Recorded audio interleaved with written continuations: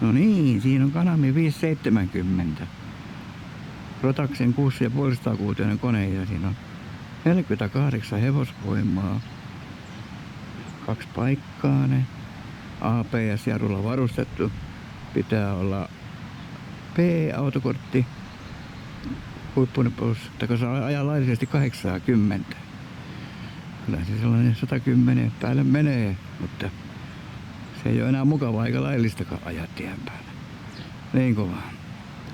Tämä on pitkä malli, niin tämä on erittäin vakaa tieajossa. Hyvä. No renkaatkin on nämä hokit niin aika maltilliset, ne ei vatkaakaan yhtään. Eikä täristä sitten sen kummemmin.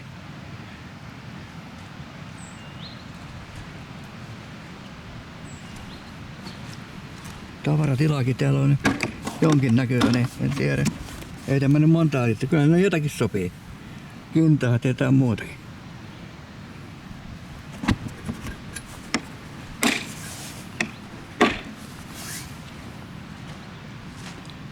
Joo, mä sen tosi viime syksynä ostin ja onko mä sellainen 250 kilometriä ajanut runsas sille.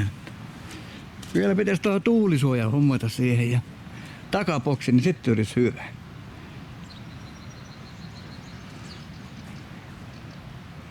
Joo, tämä koneahan tosiaan niin tehoja rajoitettu 48 softalla, niin siitä on 14 hevosvoimaa pois, mutta tämähän on 6,5 mönkiä, mutta siitä on vaan softalla rajoitettu se 14 hevosvoimaa.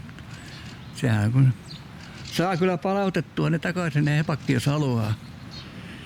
Mutta mulle on ainakin piisannut tämä 48 ihan hyvin. Joo, kyllä olen tykännyt ja oikein mukava ajella tiellä. On niin vakaa. Se on vähän niin kuin mulle sellainen moottoripyörän korvikin tämä. Joo, ei mulla sen kummempaa.